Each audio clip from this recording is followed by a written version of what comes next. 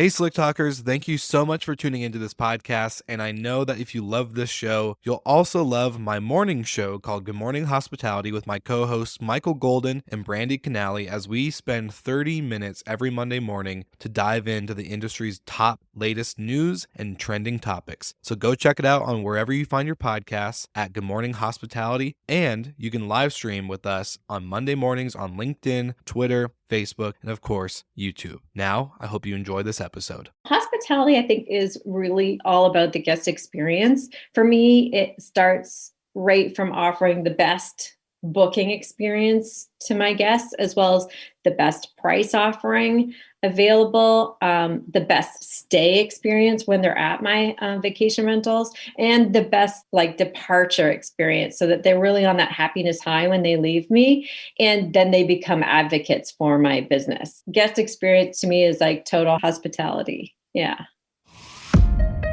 Welcome to Slick Talk, the hospitality podcast where we discuss all things hospitality, hotels, and business. You can find us online at slicktalkthepodcast.com and on every podcast listening platform.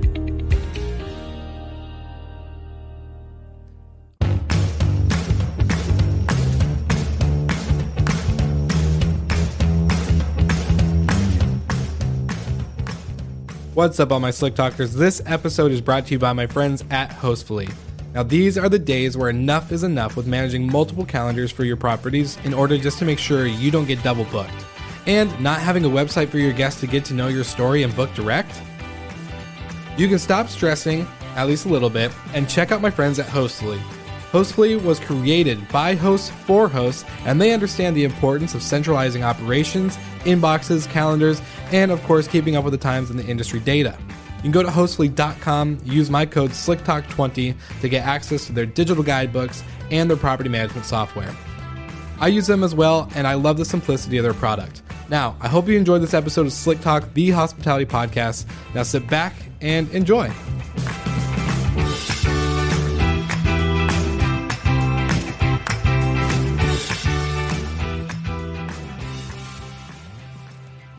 All right, everybody, welcome back to Slick Talk, the Hospitality Podcast. I'm your host, Will Slickers, and I'm so excited because I finally got the famous Nancy from Flarbo on the show.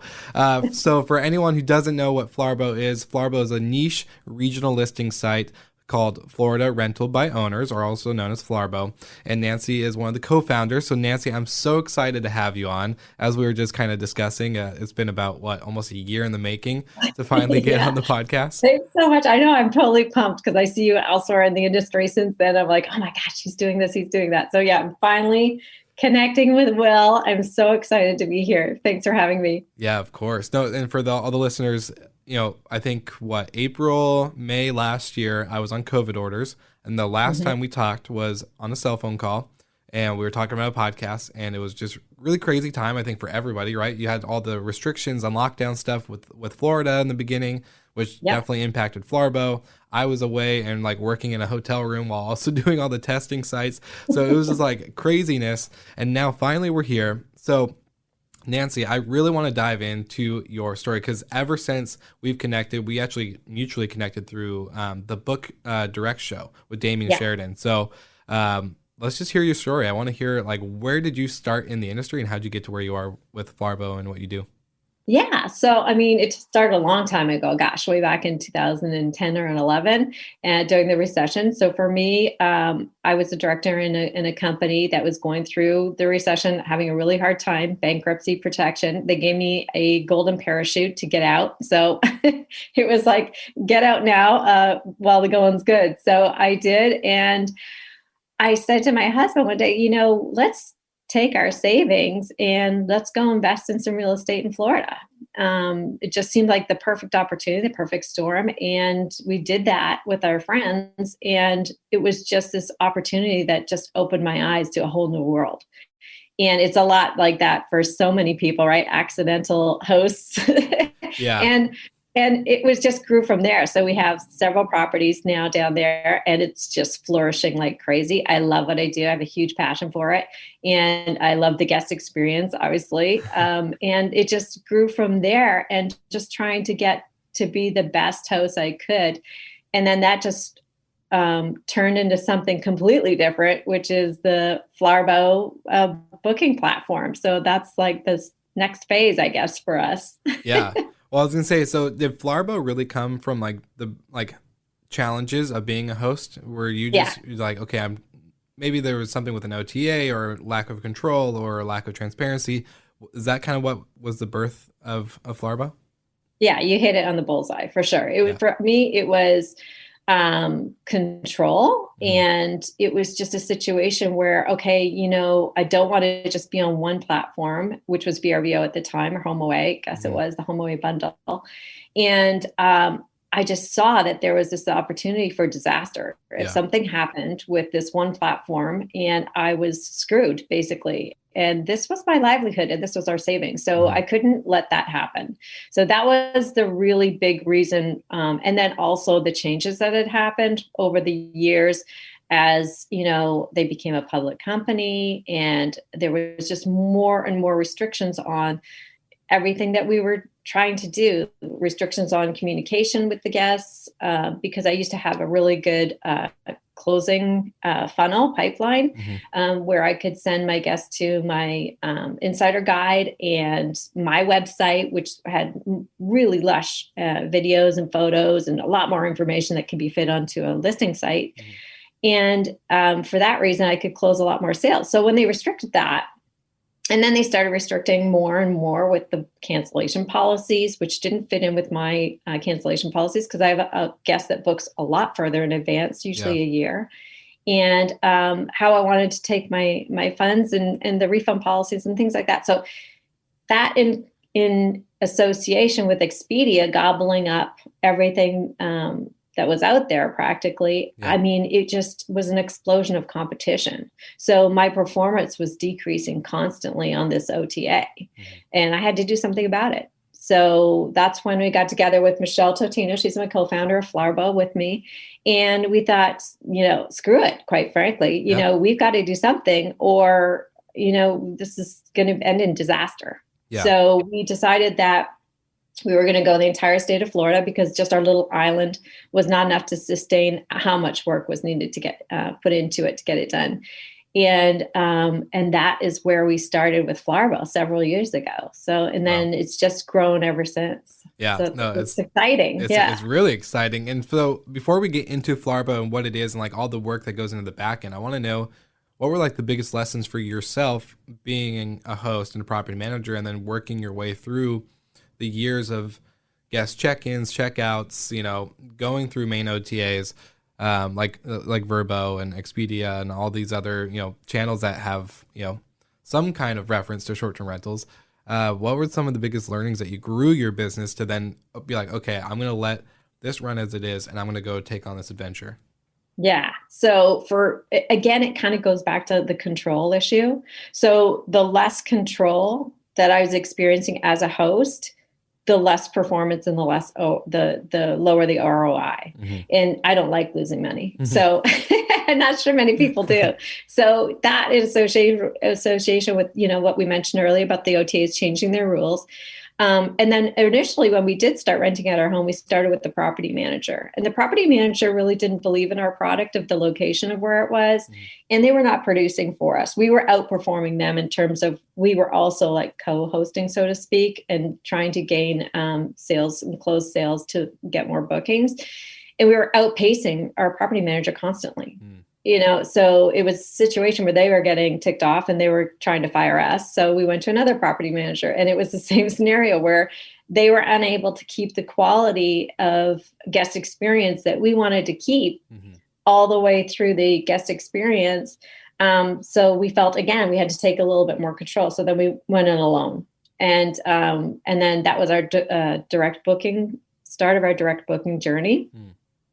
And then from there, it was just a fantastic experience in terms of, then I can control the entire booking cycle. Then I could control the entire guest experience of their stay. And then I could optimize my business with like affiliate links and increasing dollars per transaction. And, like I hate leakage. So for me, it was like, putting candy in front of me. It was a fantastic opportunity. Well, I like that term leakage, like, because there's so many small transactions within a transaction, right? You have like the guest pays a certain rate and the cleaning fee and all this other stuff. But then once it gets to you, it's like there's, 4, 5, 6, maybe 7% gone already. It's like through processing fees and all this other stuff. So yeah, there's, I can imagine the leakage is very, very true. So what were like the big, direct booking goals for you when it came to like building a website, having a property management software, that type of stuff? What did you experience when going through that journey? Did you go off OTAs completely, or did you use OTAs but then really try to funnel through that direct booking?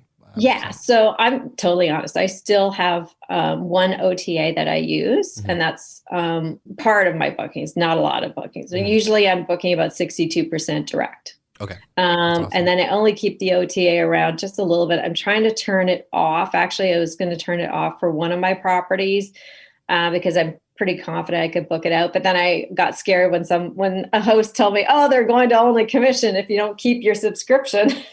So I'm like, oh, dang it. I got to keep the subscription on that one until they turn it around.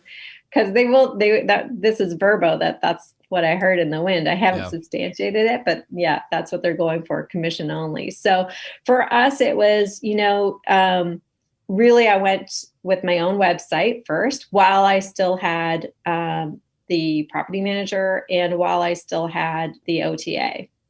And then from there, I just optimized as a host all of my social media.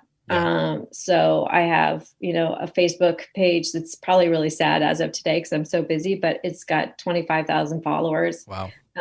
That's pretty good. That's I mean, out of all my social, I get 2 million views per year. So it's decent for somebody who only has 3 properties. So for that, in that respect, I just kind of started to experiment with processes and guest nurture campaigns, email marketing and automation. And then I, moved into a property management software.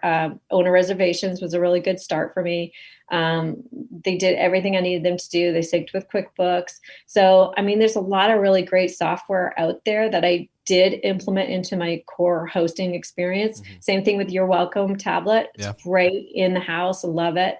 That also increases my dollars per transaction affiliate links. There's lots of them out there like TouchStay and stuff like that. But I mean, all of that was kind of like, integrating it into me, optimizing the business, making it automated. So I had to work less, work smarter, and gain more money. So that's really, woohoo. That's what we're about. That was it. So then from there, it just expanded into, the whole focus on direct booking. And now that is my sole desire, is just to go, not beholden to anybody else and to just be this driving force in this book direct evolution, right? Revolution, really. I love it. No, that's good. It's something that I love so much, is that the implementation of tech and automation can really help you back away from the ops and more focus on the guest experience. I would rather be spending my time communicating with my guests and planning extras for them and doing all this like cool fun stuff, rather than being like, okay, how do I sync this calendar with this and do that, and like, put this on the, I don't know, all the details that go behind the scenes. So I'm like, and then you create these advocates for you. I see 100%. It all the time. It's so cool. Like even when I'm just on like a social group or travel group, and then I see one of my past guests, oh, we stayed with Nancy. She's got an opening, and they're tagging all these people and they're trying to sell your property for you. I'm like, this is so cool. Yeah, that's got to be a cool experience to watch. Like seeing like everyone's selling your property. Like, I don't even have to do anything. Right? You just built this whole pipeline because of this guest experience that you created. It's just so wicked. Yeah. I love that. Well, now this is the big juicy stuff that I want to get into. So the difference between Flarbo and a mainstream OTA. Can you describe what Flarbo really is and what the power of a version of an OTA, quote unquote, like Flarbo, is outweighing those, OTA actual, commissions and all the other stuff that, we've already expressed lack of control and everything. Yeah. So for us, Flarbo really solves a lot of pain points. So we are a book direct site, so we don't charge commissions. We don't charge traveler fees. So we're seeing on the back end, we get to see a lot of the inquiries that come through, all the inquiries actually. And we see this huge exodus right now of the travelers. saying, oh, we saw this on someplace else, but it's more expensive. Can we book here? It's a huge, huge deal now, especially with COVID. People are really price sensitive. Like there's a lot of unemployment still happening in the world. So 100%. it's that price comparison is key. And you as a property manager or owner can get one over on your competition, because if you are among the 5 finalists in this beauty contest of being, the choice for their vacation rental location to go to, and you can offer them something that's $500 less because you're not on an OTA, they're going to go for you for sure. So, I mean, that's one of them. The book direct with the no commissions, no traveler fees is a huge difference. And then we also offer like short-term paid ads to help you boost your ranking and occupancy, last minute deals page too. So we offer a lot of what the OTAs don't have to really make sure that your property is optimized the entire year. The host controls the entire booking cycle. So right from the get-go, you can decide if you want to contact the person through phone, which a lot of our old school owners love to do. Yeah. Text, get them on your automation right away on your own CRM, get them in your booking cycle and funnel. So you can remarket to them again and again and again, like they're leads for life, right? So you're getting these leads for life right away on a booking site like Flarbo, which is amazing. And then, I pulled out a case study or 2 of our case studies that I can just kind of briefly tell, and hopefully everybody can follow along if it's not too quick. But one of our examples in our annual report is like a homeowner that has 5 properties, and they're booking about a $2,000 a week average, and they're 85% occupancy. So if they go from a no book direct strategy to start, and they go to a book direct strategy that can have maybe 50% of their bookings coming through a book direct channel or, website or platform, they can save like approximately like $22,000. Like that's a lot. Like, so I'm sorry, but that's a heck of a load of money. Yeah. So, and that's based on, the 10% average commission that people are having to pay, because you're paying for both the booking commission and you're paying for the credit card processing, right? On a large OTA. Yeah. So, that's just taking it from a homeowner point of view. Mm-hmm. So $22,000, that's a lot. So then if we look at it on a larger scale, like the property manager case, so the property manager may have 100 properties, also booking about 2,000 a week on average, 85% occupancy. They go from a no book strategy to a 50% booking strategy. They can save like $440,000. That's mind blowing to me. Like to me, that's like, who the heck wouldn't do this? Yeah. No, that's some life in a lot of people's world, a life changing amount of money. Right? Like a game changing amount of money, especially for a business when you're able to. Like I love that you just said, the leakage. So there's so many processing fees and commissions that at the end of the day, it is giving you that business currently. Like it's filling some gaps or some holes. Like we have our main channel for our main property is Airbnb, but the ability to be able to pull those and take that into our own control, who knows how much we would make off of just getting rid of the guest service fee, less of commission, and only having incorporated our processing fee, which is Well, I'm going to challenge you. I want to challenge you to do the exercise. Okay, perfect. If half of your bookings came through direct, figure out what that dollar value would be for you. Perfect. And I bet you it would be worth it. I'll do a part 2 of this episode on the podcast, and I'll post all the answers and stuff. And awesome. I love it. That'd be awesome. Well, no, that's incredible though. Like just thinking about, especially from a homeowner standpoint, because I work with homeowners. One, that they're either in like, I would say like 2 to 3 categories, right? Where they're like, you know what, we're going to go invest some money and we're going to get some real estate and it helps out with a lot of lifestyle, where they want to travel with their family, their friends, and like have that place to gather, but then also let it, obviously instead of just sitting vacant, make some money for them. And then there's the other people that, they are kind of like, oh, I don't know, like if we can afford it, but it sounds really good. Like I see other people do it. This is supposed to build generational wealth, and it's a big risk, and they do it. And so then you have those other people that are real estate investors that are just, buying properties left and right. So I think this is something like, $22,000 per homeowner that again can really make or break a mortgage, another year's worth of mortgage, who knows? So it's incredible. And if you have that case study, I will definitely try to put it on the blog and the show notes for the podcast. So that way all the listeners can take a look. I'm a visual person as well. So if you have anything like that, perfect. I'll put it in the show notes. Yeah, for sure. I love to share data. Yeah, no, I think that's huge. And we'll obviously geek out about like the Book Direct show and what you've talked about with, Damien and all of them.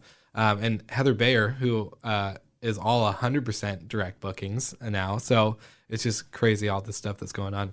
And it's, I know. Cool. I listened to her the other day and I was thinking, oh my God, we're always trying to work the numbers, right? The vacation rental geeks are always like, I wonder how much money she's banking in, right? Because she's got a lot of properties. Like 120 or something right now? Yeah. So, I mean, I just did the example, right? Yeah. So just imagine. That's a lot of money. It's game changing. So now I want to ask on the back end of stuff, because when we first talked last year, I kind of asked briefly, and we only had a little amount of time to talk, but what does it take to build a listing site like this? Yeah. And so I'm really curious to hear the back end side of Flarbo and how that actually works and how you guys got it structured to do that. Because honestly, if I could duplicate that and put it in like every state, I probably would. But I'm just, I'm really curious to hear your. Yeah. Well, first of all, I want to say it takes a tremendous amount of effort and perseverance for it to grow. I mean, a lot, because you have to start off and you have to start researching, okay, what kind of, even code do I want to write it in? And like, do I want to try and use something that's already been developed, but then I'm going to be beholden to that company for all the ticketing and support, et cetera. So it's really, it takes a lot of research, first of all. And it especially when you look at the differences, because when you look at the differences of a property management website and a booking platform website, they're night and day.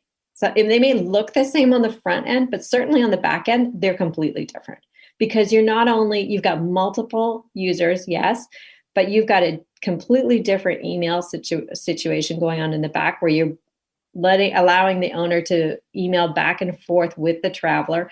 I mean, and how that all works in the back end. You've got, you have to basically build an entire company. So from your developers, your website developers, your customer service, you got to set up your accounting team. You got to set up your legal team, right? To make sure you're operating correctly in all the state that you're in or the country you're in. You got to set up your sales team, which is going to get you your supply. You got to set up your CRM to manage all of your customers, both the travelers and the owners and the hosts. Then you got to worry about your marketing, right? And your advertising, and then next level, you got to start working on your partnerships for your referral websites, and then you're networking with all of these different companies, because it takes a while to work out deals with partnerships and referral sites. Like, it's not a one and done. Everybody's like, oh yeah, you're new, we'll bring you aboard. Sometimes it took us over 2 years to work on our first integration, to get somebody to integrate with us. So it's perseverance for sure. And then you got to work on your publicity, like, what we're doing here with podcasts and getting your name out. And then finally, you got to work on optimization. So you got to make sure that not only do you have a good product to start with, but, there's stuff that's going to happen along the way where maybe your business module, you didn't set it up perfectly. You got to tear down some code in the back end. You got to rebuild it up, which is actually what we're in a stage of right now, where I'm really excited for a next software rollout, which should happen within a month. So those are like the building blocks that you have to think about. And then you're focusing, like I said, on the two-pronged approach, which is the travelers and the suppliers that you have to, set up your systems and protocols and processes for. And then what a lot of people don't know is that, that the booking platform is different than a listing directory. And there's a lot of scammy websites out there right now who are posing as a booking platform, but really they're like listing directories. They'll only take your information down, even though they say, oh, look at your bookings and blah, blah, blah. And then they'll put your site up and then they'll take your money and forget about it. I mean, there's a lot out there. If you're looking at any booking platform, I give you this tip. Do not invest in anybody who's charging you less than $100, because there's no way anybody is making any money if they're advertising and marketing for you for less than that money. And it's probably even then it's a little, maybe a startup, and that they're just trying to get you on board at the first time. And then, so the ones that are like $40, stay away from those completely. And there's other tools that you can use out there too, to kind of see their rankings and see how much traffic they're getting, which kind of is a little more difficult for the average owner, but that's a huge difference. It's not just setting up a website and like, oh, I'm going to watch the money roll in. It's nothing like that whatsoever. And then, like, when you get to the stage where we're at, we've been open for business for about 4 years now.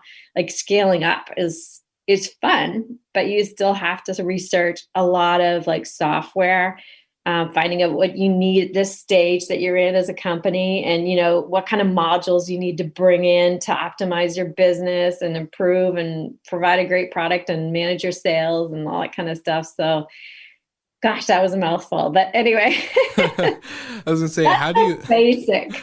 How do you have enough time in the day to even do all of this? It's right? Like, oh my gosh. We wonder sometimes. Yeah. I don't think I've taken a full day off, very rarely, in the past 4 years. Goodness gracious. Yeah. That sounds like, again, like you said, a whole new business that would probably dedicate, like, I just see you as like Elon Musk, just like sleeping in the office and being like, yep, I'm fine. I'm only on 4 hours of sleep. It's okay. And back to the factory. Like, we're going. Like, that's just so totally. I was up at 5 a.m. this morning, like, oh, I want to listen to this, and I want to read this, and I want to educate myself on that, because that is going to be this in my website. And I'm going to, like, and you're constantly thinking of stuff, and you're like, yeah, I'm going to grow it that way. The entrepreneur dream never stops. Like, it just keeps evolving and evolving.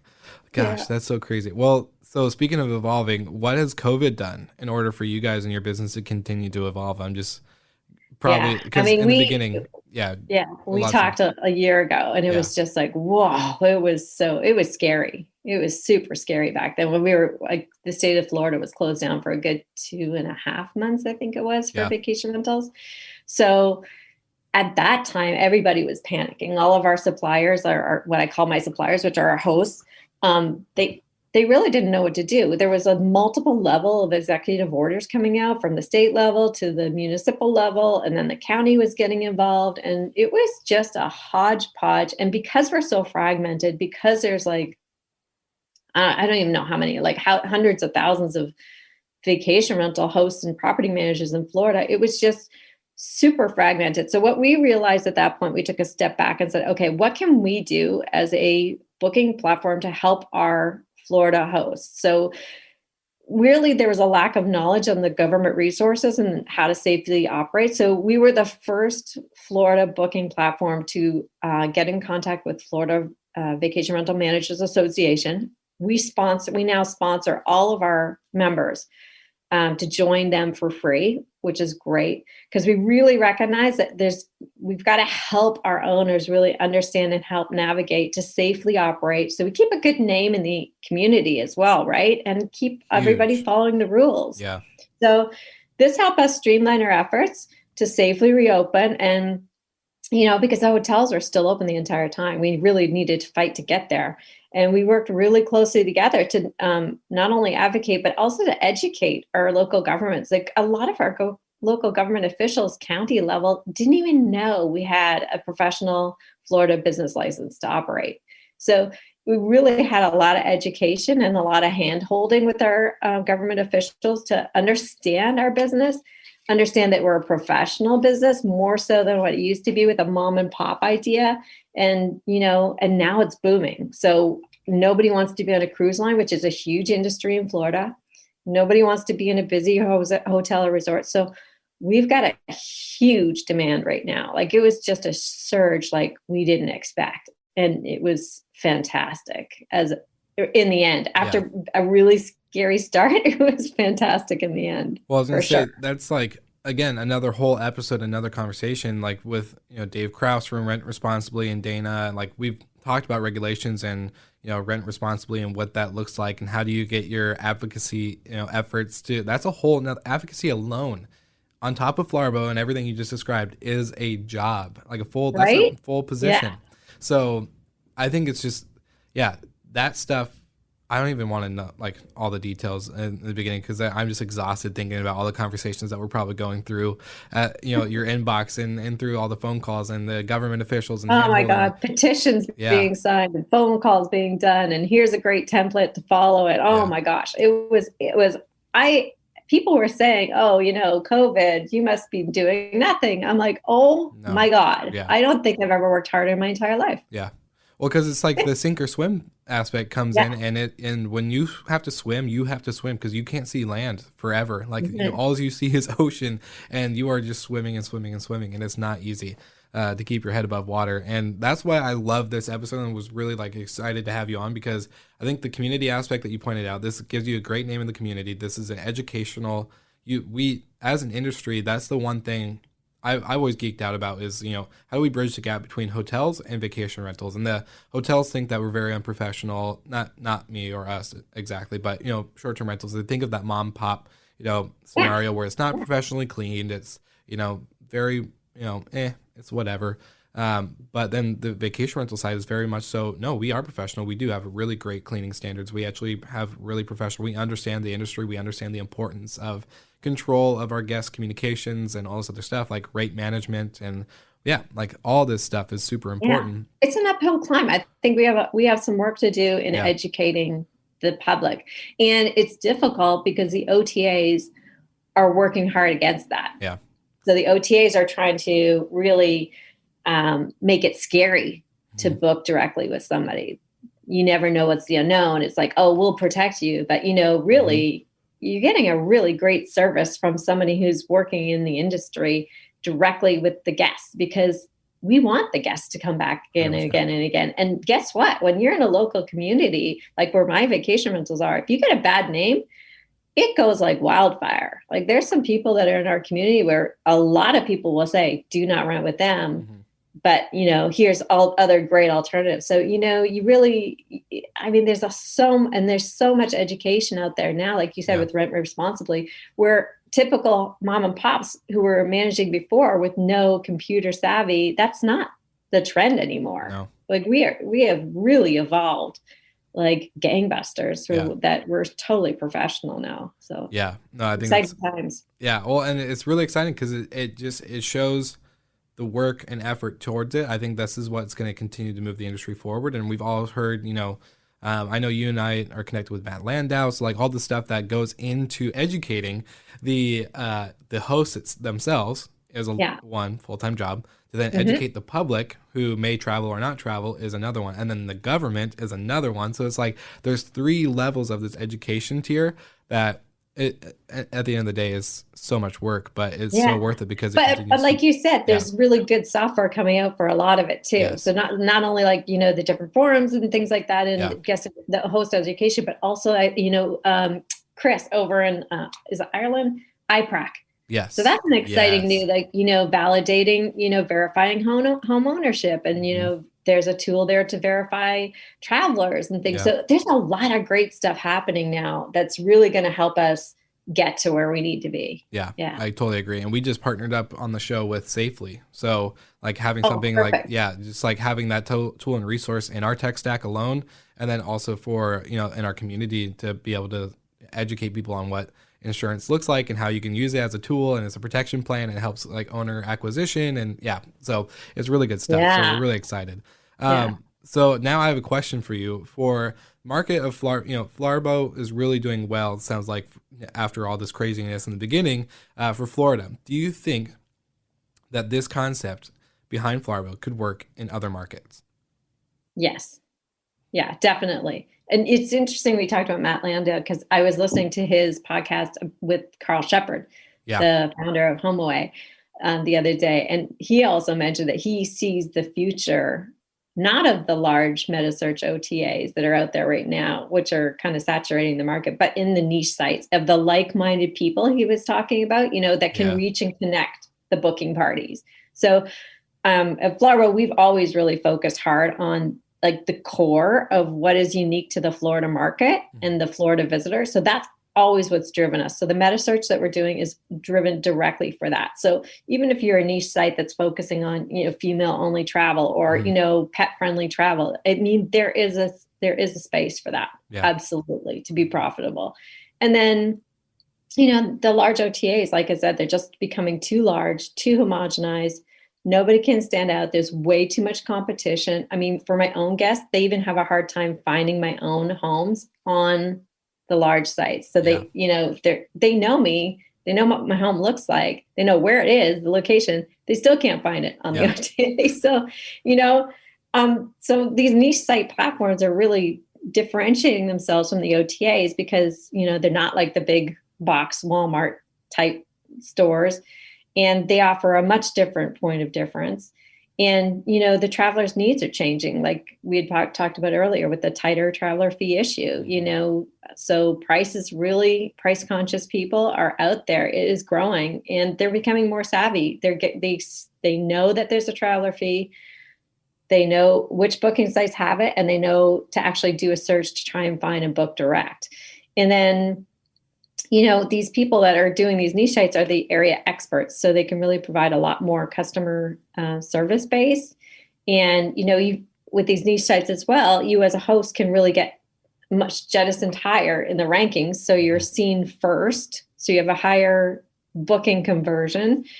So there's less competition. And it just makes good business sense, right? To widen your search net, to make sure that you're not only on one booking platform, but on multiple sites. And of course, we talked about making sure you have at least some kind of book direct strategy, which is a much better ROI in terms of saving yourself the commissions and stuff. And then, of course, you can control your cancellation policy completely and not be beholden to the Airbnbs that cancel on you for no reason. I shouldn't say no reason. Yeah. But I mean, they did the widespread cancellation, whether there was COVID in a region or not. Yeah. And that hurt a lot of people. Oh yeah. It hurt everybody in the beginning. I remember we lost over 125K. And that makes me sick to my stomach. Yeah. So it's definitely, That's when you need to really break up with that person. Yeah. They not only hurt your feelings and break your heart, but they take your money. So it's always like, give me my T-shirt back. Yeah, exactly. Kick you while you're down. So do you guys have any plans for Flarbo in order to are you guys going to try to lead the way for markets or market sites like Flarbo to be created in other? Yes. Okay. Yeah, I can come to you with that first. Yes. Okay. We are developing. That is part of our new software rollout, where we're really trying to focus on perfecting our processes and our how the website is structured, so that we can rinse and repeat. Awesome. And then move this forward to the next stage, which is offering out to the public. If somebody else has the desire, tenacity, and perseverance to really want to do it, and it'll be all there set, because it was tough. We did a lot of research, and there was nothing out there like this that was really set to go. Most people had only property management software, websites to offer. And we had to build it. So. Yeah. Oh, that's a lot. Again, a lot of work. So no, that's really cool. Build it and they will come, right? Yeah, so exactly. That's what we plan on. Well, no, I'm glad you're able to answer that question. I was a little nervous because it wasn't on our agenda for the day, but I was like, we'll see. I've always been curious because I think, I've been talking to a few people about advocacy and, the whole rent, not rent responsibly, but the overall, like, setting up associations for your community, your city, whatever, to get the community to come together in order, be ready for advocacy efforts. And this is something I've been kind of thinking about, is like, okay, how do you use tools like Flarbo in order to educate and use as a case study or implement what you've learned and what you've built in order for other destinations? Because I love that for like Flarbo specific, you just created a ton of destination ambassadors, a destination influencer, or whatever you want. Like, that's what Flarbo in my eyes has done with these hosts, because it's given them the tools and the education to then be able to, all right, how do we really hone into the destination and make sure this guest doesn't feel like they're being handled by somebody who's in some other country or some other state, on their couch with their phone and just saying, yeah, you can go, Google search this restaurant, should be good. I don't know. Never eaten there myself, but whatever. So yeah, I think it's super important for what you're doing. But any final thoughts on what you guys have discovered from your Flarbo industry report? I just kind of saw something about that. Oh my gosh, I got so much to share. Can I fit it all in? Let me try. Okay. So, I mean, there's the obvious stuff that we've all been talking about the past few months, which are, COVID changed. Like we've had so many newbies, what I call newbies, they're first time vacation rental guests. Mm-hmm. So really improving your protocols on how to educate first time guests in your home will turn them into repeat guests, and using guest apps is a great idea on how to do this so that they're more autonomous when they're in your house. We also saw a huge increase in your digital nomads, people working no longer in the offices. So making sure you have your high-speed internet, photos of your high-speed internet on your listing site description within the photos. Students were web learning too. University students were kicking off and learning, using vacation rentals as learning spaces. We saw a huge increase in pet policies. My pet-friendly vacation rentals search type increased year over year, 32%. Whoa. So that was huge for us. You mentioned briefly travel insurance. So that's an opportunity for affiliate commission. So make sure you don't ignore that as a host. It's a great moneymaker opportunity, and also gives your guest peace of mind that they are covered, so that when you're booking direct, it's not, an unknown, and really having to educate them, because a lot of my guests have no idea about travel insurance. I don't know why, because they're booking my homes at thousands of dollars. So you want to make sure they're protected. And then the flexible cancellation policies, that was a turning point too, where people want to make sure that they're, if they had any situation where they have to quarantine, that they might be able to cancel or get a credit.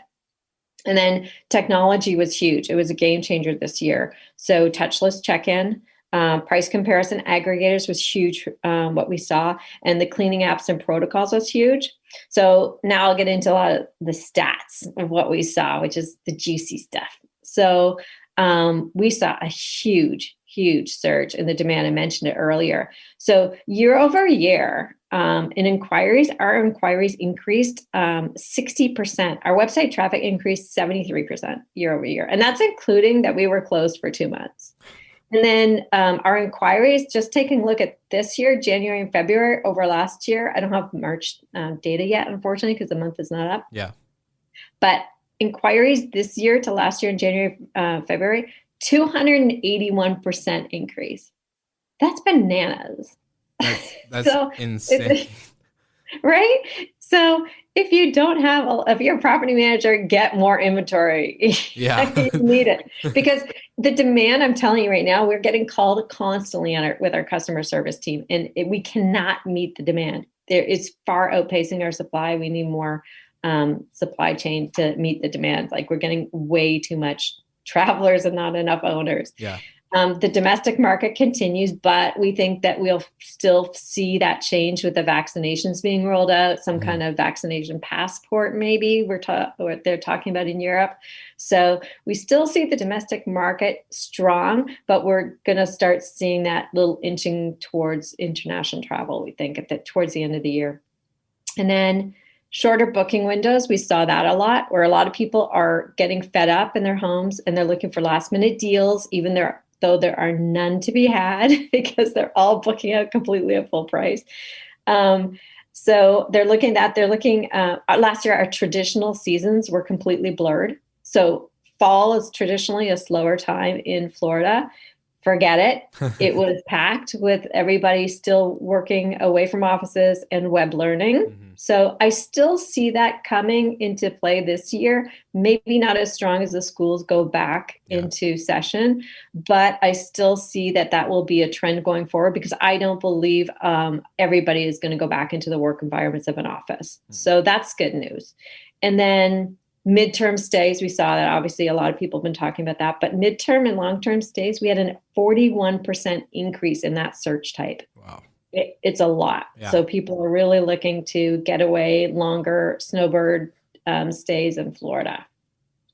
And then popular locations. We saw mostly coastal isolation is what people wanted in Florida. So we saw destinations all along the coast, like Fort Myers, Destin, Anna Maria Island, Naples, Fort Walton, Pensacola, Marco Island, like all the coastal locations, and definitely not in the urban settings. Orlando suffered, unfortunately, this year. But yeah, that's in the nutshell of what we saw this past year. It was exciting stuff. So much data. I love it. I so know. much. Well, so you guys have this available as a report or a PDF, anybody that can download? Yeah, so it's all on our website. It's under the annual report at the footer of our website. We're happy to share the data and share the information with all of our hosts so that they can implement some changes to help maximize their dollars per transactions, improve their booking ratios, and make a better ROI with the Booking Direct. Yeah, and I see this as a great owner acquisition tool. Being able to have this type of data and kind of educate along the way with new owners that maybe have not experienced this or are looking to expand their portfolio themselves. This is probably game changing for you. So implement it. Well, I will put it on the show notes, but Nancy, I'll let you kind of give us the ability to do a shameless plug, shout out. Where can everyone find you? More information? Obviously, I'm going to plug everything in the notes, but just want to make sure you have the opportunity. Yeah, so you can visit the website, Florida Rental by Owners, and check it out. Like I said, it's exciting time. So in about a month, even look for some more changes happening. You can email me at nancy@floridarentalbyowners.com. It's a bit of a mouthful. But yeah, I'm pretty much anywhere. You can find me on LinkedIn, wherever. Perfect. I'm hanging out. Yes. And I actually think we just followed each other on Clubhouse. So we're I just got on today. Yes. So a little late. No, it's okay. Get ready. It's a little intense sometimes, so you might want to take a break from all the other social medias. But no, this is awesome. And I will make sure to put everything in the show notes. So all of my Slick Talkers out there, you have heard it here directly on Slick Talk. You find all the awesome data, all the information about Flarbo, and as things update, I will make sure to update the listeners. So Nancy, thank you so much for being on the show. I'm so excited to finally get you on and continue to see your journey grow. Thanks so much. Well, it was such a pleasure. I love to geek out with all my vacation rental friends, so it was fun. Yes, geek out sessions.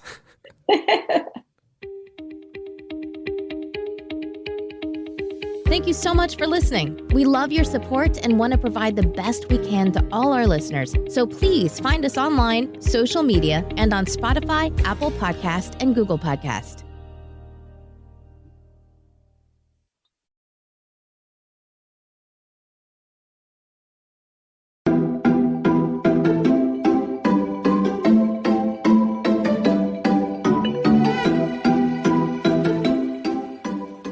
Thank you so much for tuning into this episode of Slick Talk, the Hospitality Podcast. I could not be more thankful that you chose my podcast to listen to today. Now, I also couldn't be more thankful for the amazing partners and sponsors I have to the show. We have Hostfully.com, NoiseAware.com, and Safely.com, and you can check out more about my sponsors on the Slick Talk website, where I have the sponsors and partners page. Now, thank you for tuning in and enjoy another episode.